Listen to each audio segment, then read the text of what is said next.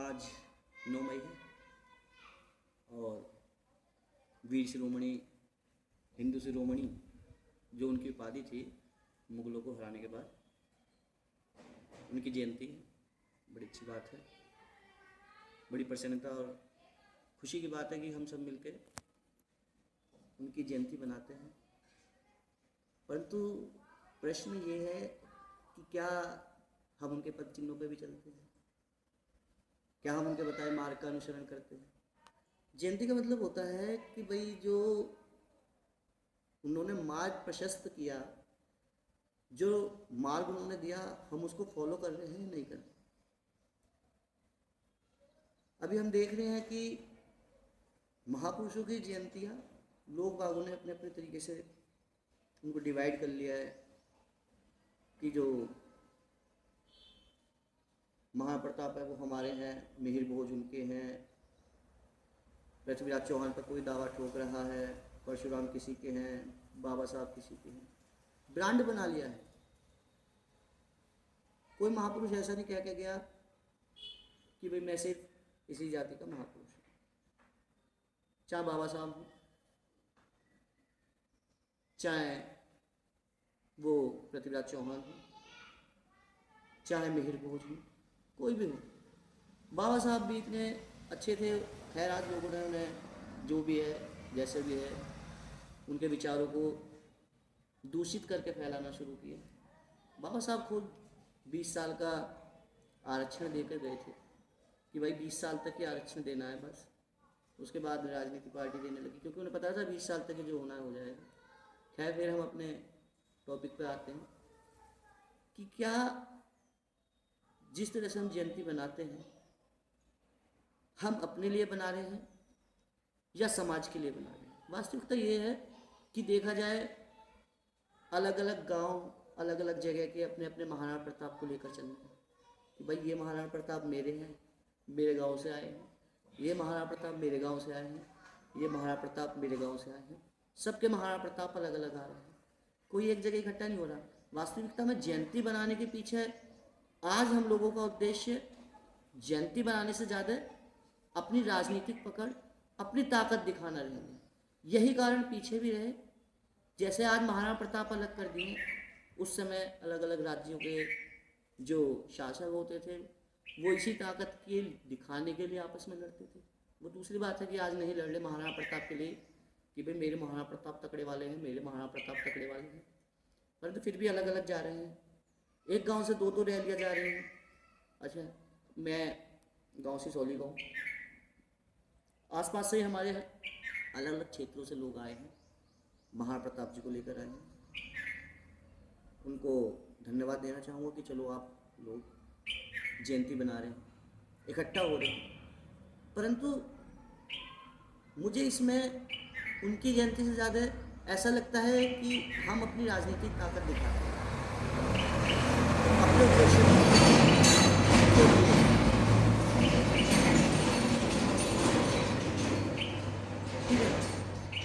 हमें अपने इन शासकों का इतिहास तक नहीं पता कि इतिहास क्या है। अगर हमें सच में अगर कुछ करना है तो अपने समाज का उत्थान करें, समाज की शिक्षा पर ध्यान दें। समाज का जो कुरीतियाँ चल रही हैं उन पर ध्यान दें, परंतु हमारा किसी चीज़ पर ध्यान नहीं। ना हम कोई ज्ञापन देते, ना हम किसी चीज़ के लिए इकट्ठा होते। हम सिर्फ इकट्ठा हो रहे हैं आज जयंती बना रहे। जयंती बना रहे अच्छी बात है, परंतु इसमें अपनी अपनी समस्याएं रखनी चाहिए। समाज का सुधार कैसे करना है ये करना चाहिए। शिक्षा का हमारा जो उद्देश्य है वो कहाँ जा रहा है, हम कितने शिक्षित हो रहे हैं, हमारा समाज कितना शिक्षित हो रहा है और कितना उसका जो मतलब उसका शेयरिंग है गवर्नमेंट सर्विस में, सिस्टम में कितना है, सिस्टम में हम किस जगह हैं। हमें यही नहीं पता कि हम सिस्टम में कहाँ हैं। हमको अपना इतिहास ही नहीं पता कि कहाँ से महाराणा प्रताप का इतिहास शुरू होता है, कौन कौन शासक होते हैं। तो महाराणा प्रताप जी के बारे में बताऊं तो इतिहास ये सिसोदिया राजवंश के। और ये सिसोदिया शुरू कहाँ से होते हैं? ये सिसोदिया शुरू होते हैं, गुहिल शाखा है, गुहिल गहलोतों की शाखा है, तो वहाँ से शुरू होते हैं। तो संस्थापक जो है इस गुहिल शाखा का गहलोत है, ठीक है। और जो गहलोत है इनमें से एक आ जाते हैं छोड़कर शिशौद गांव में, शिशौद गांव है तो शिशौद से सिसोदिया कहलाते हैं। इसी सीरीज में एक शासक होते हैं महान शासक बप्पा रावल। बप्पा रावल का वास्तविक नाम काला भोज है, और जो काला भोज है वो ये बप्पा रावल को जो बात मिली है बप्पा रावल वो इसलिए मिलती है कि जो इनका अधिकार होता है वो रावल पिंडी तक होता है, ठीक है। और ये हराते हैं मोहम्मद बिन कासिम को। पढ़ाया जाता है? नहीं पढ़ाया जाता, ना हम लोगों को पता, ना हम इस बारे में कहते हैं कि इतिहास में ये लिखा जाए मोहम्मद बिन कासिम हराया। अरब शासकों को हराया, 6000 की सेना लेते हैं, 60,000 अरब आक्रमणकारी हैं वहाँ जाते हैं, अरब पर आक्रमण करते हैं। साथ में प्रतिहार वंश है, गुर्जर प्रतिहार वंश का, उसमें नागभट्ट है, उसकी सहायता लेते हैं। वहाँ कोई लड़ाई नहीं हो रही कि भाई तुम ये हो तुम ये हो, आओ हमें अपने देश की धर्म की रक्षा करनी है। वहाँ कोई नहीं लड़ रहा कि मिहिर बोझ हमारा है मिहिर बोझ तुम्हारा है, सब मिलकर चल रहे हैं। ना ये बताया जाता अकबर जोधा सबको पता है, जबकि अकबर जोधा की कहानी सच्ची नहीं है। तुम्हें सच में अगर कुछ करना है इतिहास के सुधारने के बारे में, अकबर जोधा को इतिहास से हटवाओ ना, कि जोधा थी नहीं कोई। तुम राजपूत बेटी कह देते हो उसको कि राजपूतों की बेटी थी, ठीक है मानते हैं कि भाई राजपूतों की बेटी थी। वो ऐसे ही होती है कि जैसे हम कई सारी शादियां करते हैं, उनमें से कुछ रानियां भी होती हैं, कुछ छोटी रानियां होती हैं, कुछ ऐसी भी होती हैं जो मतलब हम शादी कर लेते हैं एक नॉर्मल परिवार की लड़की से, उनकी पुत्रियां होती हैं। वो कुछ भी हो सकती है, कोई भी हो सकती है, नर्तकी हो सकती है, दासी हो सकती है हमारी, जिसको हमें पसंद आया भाई हमने चलो शादी कर ली है और उसकी पुत्री है चलो दे देते हैं। तो जोधा के बारे में आप प्रश्न उठाइए, आप जोधा के बारे में प्रश्न नहीं उठाते कि भाई जोधा, हम जैसे जो राजपूत रानियां जो जौहर करती हैं, जौहर करते हैं, क्या हम लोग मुस्लिमों को अपनी बेटियां दे देंगे? इस बात पर प्रश्न उठाया किसी ने? नहीं उठाते। बस सब राजनीति से प्रेरित हैं, चाहे वो नाम नहीं लेना पड़ूंगा, नाम नहीं लूंगा क्योंकि फिर कंट्रोवर्सी हो जाती है। आप लोग मुझ पर ही टूट पड़ेंगे, चाहे कोई सी भी सेना के हो, नाम नहीं लेना चाहूँगा, जो एक विशेष ग्रुप बना हुआ है कि हम इस सेना के हैं या हम इस ग्रुप से रिलेटेड है। काम क्या है? तुम्हारा कुछ काम नहीं है सिवाय राजनीति के। हम अपनी ज़मीन तक नहीं बचा पा रहे। फिर अपना थोड़ा टॉपिक से हटता हूँ कि जो बप्पा रावल वहाँ तक आक्रमण कर रहे हैं, हम जयंती बना रहे हैं, हम अपनी ज़मीन तक तो बचा नहीं पा रहे, इतिहास तक तो बदल नहीं पा रहे। जयंती बनाते हैं, अच्छी बात है, याद करते हैं, परंतु उस इतिहास को भी तो बदलिए। जैसे आज के दिन इकट्ठा होते हैं, ऐसे ही इकट्ठा होकर कुछ अपने समाज के लिए मांगिए, कीजिए कि भाई हमारे समाज में भी ऐसे आज इतनी निर्धनता है कि बहुत से लोग को जो शिक्षित हो चुके हैं, आगे की शिक्षा आर्थिक कमजोरी की वजह से प्राप्त नहीं कर पाते, उनके लिए आर्थिक आरक्षण मांगिए, आर्थिक आरक्षण को बढ़ाइए कि भाई 10% से ज़्यादा कीजिए, हमारे को 20-25 कीजिए, भागीदारी बढ़ाइए हमारी। परंतु नहीं बढ़ाने के लिए आप ये नहीं मांगेंगे। क्यों नहीं मांगते? हमारे पास, क्योंकि हम राजपूत हैं, स्थिति ऐसी है कि आप लोग या हम लोग पानी पकड़ा रहे हैं गिलासों में, मजदूरी कर रहे हैं, स्थिति ये आ गई। परंतु हम लोगों को दिखाई नहीं दे रहा। कुछ हम जैसे हैं जिन पर 4-5 बीघा ज़मीन है, हम खुश हैं कि 4-5 बीघा ज़मीन है, हम करोड़ों के मालिक हैं। उसके बाद हम अपने आने वाली पीढ़ी को क्या देंगे, ये हमें सोचना चाहिए, यही उद्देश्य होना चाहिए। खैर चलो फिर आते हैं, हम बप्पा रावल की बात कर रहे थे। बप्पा रावल का बता दिया, उनकी 42 मुस्लिम रानियाँ थी। पढ़ाया जाता है? कहीं नहीं पढ़ाया जाता। बप्पा रावल के बाद फिर महान शासक होते हैं एक जैत्र सिंह। हाँ, जैत्र सिंह होते हैं। जैत्र सिंह इल्तुतमिश को हराता है, ठीक है, और 1234 में इल्तुतमिश को हरा देता है भूतला के युद्ध में। पढ़ाया जाता है? कहीं नहीं। ये तो पढ़ाया जाता है इल्तुतमिश यहाँ पे आ रहा है, शासन कर रहा है, किस शासक को हरा रहा है, परंतु ये नहीं पढ़ाया जाता कि जैत्र सिंह ने इल्तुतमिश हराया।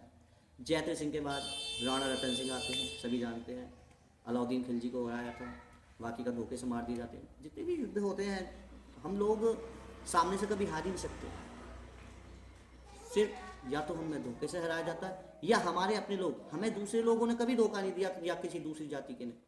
हमें हमेशा ही उन लोगों ने धोखा दिया है जो हमारे पास हैं, जो हमारे हैं, चाहे राणा रतन सिंह हो। राणा रतन सिंह की मुखबरी कौन करता है, आप लोगों ने पता है ही, नहीं पता तो आप जाकर राणा रतन सिंह के बारे में पढ़ लीजिए।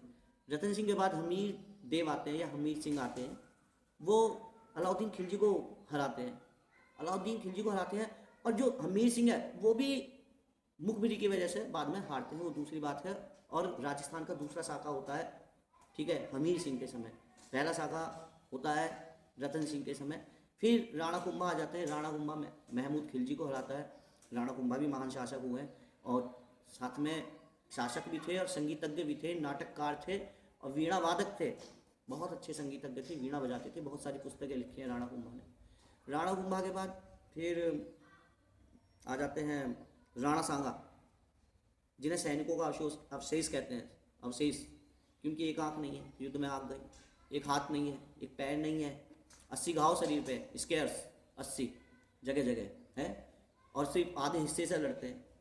उस आधे हिस्से से लड़ने वाला आदमी है और चल रहा है हथियार लेकर, और हम दोनों हाथ हैं, पैर हैं। मैं साथ में आपको तुलना भी करते जाता हूँ, साथ में हम एक हाथ में शराब ले लेते हैं, एक हाथ में सिगरेट, ऊपर से कहते हैं ठाकुर के दो ही ठिकाने, ठेके और थाने। ये हम लोगों की सच्चाई है, ठेके और थाने सब बिक गया है, ठीक है। एक आदमी आधा शरीर लेकर लड़ रहा है, हम पूरा शरीर लेकर, एक नया ट्रेंड और चल गया है, नया ट्रेंड, पूरा शरीर लेकर भी नहीं लड़ पा रहे। एक नया ट्रेंड चला है, हुक्का पी रहे हैं। अरे उन महापुरुषों के कम से कम उस पर तो जाइए, मार्ग पर। आप चलो ठीक है, आप दुर्व्यसन कर रहे हैं, मैं तो ये कहूँगा नहीं करें, पर एक मर्यादा, अपने उस सम्मान का तो ध्यान रखिए कि कहाँ हमें कौन चीज़ करनी है। हम लोग पी रहे हैं, चलो ठीक है, उसके बाद सड़क पर पड़े हुए हैं, चला नहीं जा रहा, ये हम लोगों का सम्मान है। भाई मैं ठाकुर समाज से आता हूँ, मैं ये चीज़ें देखता हूँ। अन्य लोगों को हमें साथ लेकर चलना ही होगा। गर्व होना अच्छी बात है, हमें अपनी जाति पर गर्व है, परंतु जो घमंड वाली बातें होती है, घमंड करने के लिए है क्या, घमंड तो कभी होना ही नहीं चाहिए। खैर, राणा कुंभा की बातें चली थी, राणा सांगा आ जाते हैं। फिर राणा सांगा बाबर को तोपों के सामने हराते हैं, सामने तोप है, और फिर उसको एक सिलहदी होता है, सिलहदी, वो उनकी मुखबरी करता है कि भाई भग जाता है, सॉरी, मैदान में से बीच में से छोड़कर भग जाता है राणा सांगा को, जिसके कारण जो ये खानवा का युद्ध है, राणा सांगा इसी कारण से सिर्फ हारते हैं, वरना वो तोपों के सामने भी नहीं हारने वाले थे, क्योंकि उससे पहले ही उन्होंने हरा दिया था। और हार कर बाबर उस समय शराब छोड़ता है और जिहाद का नारा देता है। ये ऐसे राणा सांगा थे। और फिर आते हैं भाई अपने, ऐसे ही चलता रहता है। इसके बाद अपने महाराणा प्रताप आते हैं। महाराणा प्रताप के बारे में बता दूं आप लोगों को कि चित्तौड़ का युद्ध होता है 18 जून 1576, जिसे हल्दी घाटी का युद्ध कहा जाता है। पहुँच कर दिया था तो होता 18 जून 1576 को युद्ध होता है, परंतु 18 जून तारीख गलत है, आपको ऑब्जेक्शन उठाना है। बीच बीच में ये रुकावटें आ जाती हैं, ठीक है, परंतु जो ताम्रलेख है, वहाँ जो प्रशस्ति है, वहाँ 21 जून 1576 है। ओ 1756, 1576 में कहीं और चला गया, 1556, 18 जून 1556 है, गलत बोल गया तो कोई बात नहीं, ठीक है, हो जाता है। 18 जून 1556 को, वहाँ 21 जून 1556 डेट है। अच्छा, हम लोग कहते हैं कि हल्दी घाटी का युद्ध महाराणा प्रताप हारे थे, वो बिल्कुल भी नहीं हारे थे, क्योंकि डॉक्टर क्या नाम है उनका, शर्मा जी हैं, डॉक्टर रामशरण शर्मा है। डॉक्टर रामशरण शर्मा ने बताया है, वो राजस्थान यूनिवर्सिटी के प्रोफेसर हैं, तो उन्होंने बताया है कि भाई हल्दी घाटी का युद्ध वो नहीं हारे। उसका कारण है कि वहाँ पे उन्होंने ताम्रलेख निकाले हैं, महाराणा प्रताप ने अपने नाम से पट्टे जारी किए हैं, और आदमी पट्टे जब ही जारी कर सकता है अपने क्षेत्र के, जब उसका उस पर अधिकार हो सकता है, कुछ क्षेत्र निकल गया हो। अच्छा, हल्दी घाटी का युद्ध तो ये वैसे भी नहीं जीत पाते जो मुगल थे। कारण है क्योंकि हल्दी घाटी एक तरफ सेना है महाराणा प्रताप की, एक तरफ मुगलों की सेना है, और एक दर्रा है जो हल्दी घाटी है, वो एक छोटा सा दर्रा है, उस तरफ महाराणा प्रताप है, इस तरफ से मुगलों की जैसी सेना जाती है। ऊपर ही उसी पर पहाड़ी पर भील बैठे हुए हैं, भीलों ने बड़ी हेल्प की है, भीलों के साथ ही महाराणा प्रताप ने अपनी युद्ध कला सीखी है, उन भीलों के साथ जो जनजाति है, ठीक है। तो सब लोगों को साथ लेकर चलना पड़ता है। और भील ऊपर से तीर छोड़ रहे हैं, साथ में पत्थर भी फेंक देते हैं पहाड़, उस सेना जैसे ही उस दर्रे से सेना निकलती है तो ऐसा कर देते हैं। महाराणा प्रताप इधर है, लड़ते हैं, हो सकता है घायल हो गए हों, उसमें राणा झाला भी है, राणा झाला भी लड़ता है, और राणा झाला बड़े महान हैं वो भी। और एक यही कारण है कि वो नहीं उस युद्ध को जीत पाए, क्योंकि मान सिंह को बाद में रुष्ट होकर अकबर कह देता है कि 3 महीने के लिए बाहर भेज देता है कि भाई तुम अब अंदर, मतलब मेरे राज दरबार में ना आना। ये भी कारण है। और जो मान सिंह को हम कहते हैं, एक स्टोरी लाइन चलती है कि मान सिंह महाराणा प्रताप से मिलने जाते हैं और महाराणा प्रताप कह देते हैं कि भाई मैं नहीं मिलने आ रहा। तो ऐसा नहीं था कि मान सिंह आया था, मान सिंह के बाद भी मुगल दरबार से 2 लोग आते हैं, एक भगवान दास और सबसे लास्ट वाला है टोडरमल, बनाने के लिए कि तुम संधि कर लो। किससे? अकबर से। वो साफ मना कर देते हैं, ठीक है। टोडरमल आता है, टोडरमल से भी मना कर देते हैं वो कि भाई मैं संधि नहीं करने। उसके बाद वो मान सिंह को भेजते हैं कि जाओ आक्रमण करो, सेना भेज देता है। दूसरी तरफ से भी राजपूत सेना है, इधर से भी राजपूतों की सेना है, आपस में राजपूत ही लड़ रहे। उस समय बुनाई नहीं था, और जो जब पूछा जाता है कि भाई किसके सैनिक ज़्यादा मारे जाएंगे, तो बुदाई का कथन है दोनों तरफ से हिंदू ही मरने, मरने राजपूत ही, चाहे इधर से मरो चाहे उधर से मरो। तो ये सोच थी इन लोगों की, फिर भी हम लड़ रहे हैं। हमने अपने देश, धर्म, राष्ट्र के लिए इतने बलिदान दिए, और आज कोई भी हम लोगों को बात बना देता है कि हमने किया, हमने बलिदान दिए हैं, हमने सम्मान दिया है, हमने जौहर किया है, हमने इतने सारे रजवाड़े दे दिए, इतने ज़मीनें थी वो ज़मीनें दे दी। आज कोई भी आता है और बन जाता है कि भाई हम जमींदार हैं। एक टॉपिक और रह गया राणा भामाशाह का, एक दिवेर का युद्ध होता है, उस दिवेर के युद्ध में ही महाराणा प्रताप अपना जो खोया हुआ थोड़ा बहुत साम्राज्य होगा, भाई ऐसा नहीं था कि वो हल्दी घाटी का युद्ध हारे नहीं थे, कुछ क्षेत्र जा सकता है किधर का। तो दिवेर का युद्ध होता है शायद 1582 में, उसमें भामाशाह है कि वो ये क्लियर नहीं हो पाता है कि वो भामाशाह ने दिवेर के युद्ध में, हाँ दिवेर के युद्ध में पैसा दिया है कि लोग सर्वस्व सारे के सारा जितना भी उनके पास, भामाशाह के पास पैसा है सारा दे देते हैं कि ये लो धर्म के लिए।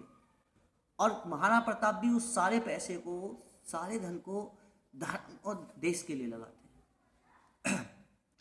हमारे जो पहले महान विभूति हैं वो पैसा जो लगाते हैं धर्म के लिए लगाते हैं, अपनी सेना को, सेना भी चाहिए, चाहे वो हमारे वीर शिवाजी, शिवाजी भी सिसोदिया राजवंश के ही हैं, शायद लोगों को ना पता हो, शिवाजी भी सिसोदिया राजवंश के ही हैं, है ना। और उन्होंने भी क्या, परंतु आजकल एक ट्रेंड चल रहा है, आजकल निरे संत महात्मा साधु हो गए, धर्म के नाम पर दान लेके जाते हैं, निरे अनाथालय, निरे आश्रम, ये सब चीज़ें खोल रखी हैं, नए नए साधु हो गए। धर्म के नाम पर थोड़ा बहुत कोई कर रहा होगा, वरना सबका एक ही काम है कि ऐसे अपना पेट भरना है। बड़ी बड़ी कोठियाँ खड़ी कर ली है इन लोगों ने, बड़ी बड़ी जगह ज़मीन ले ली है, हम लोग सोच कर दान दे रहे हैं कि धर्म का काम करेंगे, कोई धर्म का काम नहीं करता। क्या धर्म का काम कर रहे हैं? युद्ध हमें लड़ना है, बुद्धिमान हमें ही बनना होगा, ताकतवर बनना होगा। महाराणा प्रताप के भाले का वजन बताया जाता है कि शायद 80-81 किलो था और 72 कुछ किलो का उनका कवच था। 7 फुट 5 इंच इनकी लंबाई है। हो सकता है वो उससे प्रैक्टिस करते हो। बहुत सारे लोग, कुछ नालायक दुष्ट लोग मजाक बनाते हैं कि 81 किलो का भाला कैसे उठाते होंगे। ऐसे ही उठाते होंगे जैसे वेट लिफ्टर आजकल वेट उठा लेते हैं। एक 55 किलो का वेट लिफ्टर 100 kg वजन उठा लेता है, या 60 किलो का, ऐसे ही उठा लेते होंगे। ये मजाक बनाने वाली बात नहीं है। जो कुछ दुष्ट लोग जो मजाक बनाते हैं कि वो ऐसा कैसे कर लेते होंगे, ऐसे ही कर लेते होंगे। उनका जो कवच है जो वो अपनी चेस्ट पर पहनते थे वो 75 kg का है। उनका खुद का वजन 101 किलो है और 7 फुट कुछ इंच उनकी लंबाई है। और ये महाराणा प्रताप की महानता है। ठीक है, प्रैक्टिस करते होंगे। हम लोग क्या कर रहे हैं, हम लोग नशे में डूबे हुए हैं। अरे तुम इतना वजन मत उठाओ, कम से कम 101 दंड तो मार लिया करो, क्योंकि शरीर की भी आवश्यकता पड़ती है। परंतु हमारा युवा नशे में डूबा हुआ है। क्या ठाकुर के 2 ठिकाने, ठेके और थाने। भाई बुद्धि लाओ, धन कमाओ, सिस्टम में जाओ, शिक्षा प्राप्त करो। नौकरी लगना ना लगना दूसरी बात होती है, कम से कम एजुकेशन तो लो, अपनी शिक्षा तो लो। ये महाराणा प्रताप जी के बारे में हो गया। महाराणा प्रताप जी के बाद फिर अमर सिंह जो इनके बेटे हैं वो युद्ध को कंटिन्यू रखते हैं। अकबर का बेटा आता है, अकबर का बेटा आता है जहांगीर। जहांगीर से अकबर, वो सॉरी अकबर नहीं, ये अमर सिंह लड़ रहे हैं कंटिन्यू। उनको भाई देने का नहीं, कहीं ये सोच रहा हो कि मेरा बाप तो चला गया, मैं हो गया कमज़ोर। ठीक है, तो मैं ताकतवर हूँ, आज भी लड़ूंगा। ऐसे लड़ रहे हैं, लड़ाई होगी, युद्ध छिड़ रहा है। इधर जहांगीर कह रहा है कि भाई मैं इससे लड़ूं या अन्य राज्यों को देखूं। उन्होंने कहा एक काम कर, मेरी बहन से शादी कर। मैं तुझसे कुछ नहीं कह रहा, तुझे अपना राजा बनकर रहे, मैं इधर झांकने का भी नहीं। अब ये पढ़ाया जाता है, आपको बताया भी नहीं जाता कि अकबर की बेटी की शादी किससे हो रही है। अकबर की बेटी की शादी हो रही है जहांगीर के बेटे। अकबर की बेटी की शादी हो रही है जहांगीर की बहन की, अमर सिंह से। बताया नहीं जाता आपको। और बताता हूँ, मान सिंह ने जो वृंदावन का मंदिर है वो उसी का बनवाया हुआ है। जो वृंदावन का मंदिर है उसका ही बनवाया हुआ है, बचाया हुआ है। उड़ीसा का एक मंदिर बनवाया है। जब ये आक्रमण करने जाता है तो मान सिंह बचाता है। मान सिंह की जो पत्नी है वो खुद इसकी बुआ लगती है अकबर की। आपको चीज़ें बताई नहीं जाती, आपको पता ही नहीं है। आपको सिर्फ जोधा अकबर पता है, जो कि एक मिथक है, फाल्स स्टोरी है, गलत कहानी है। ये तो आपको पता है कि अकबर जोधा नाटक बन रहे हैं, कोई ऑब्जेक्शन नहीं उठा रहे आप। क्यों बना रहे हो आप ऐसे नाटक?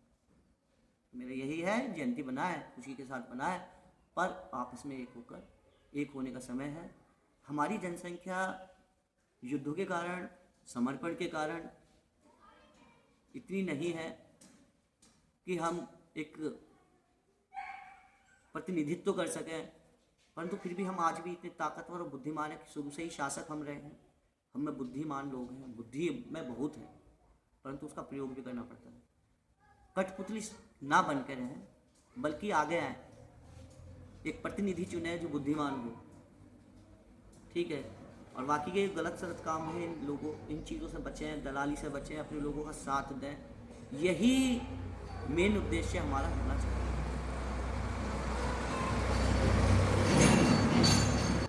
काफ़ी लंबी बात हो गई। मैं खुद क्षत्रिय हूँ, मुझे इस बात का गर्व है, और मैं चाहता हूँ कि हमारे समाज का उत्थान दुर्व्यसनों से दूर हो। कुछ बातें किसी को गलत लगी तो उसके लिए मैं क्षमा प्रार्थी हूँ, परंतु सत्य कड़वा होता है। राजनीति से पहले एक हो, समाज के लोगों को जोड़े, आगे बढ़ें, अपने समाज के लिए कुछ करने का उद्देश्य रखें। ठीक है, ठीक है। महाप्रताप की जयंती की हार्दिक शुभकामनाएं फिर से। जय श्री राम।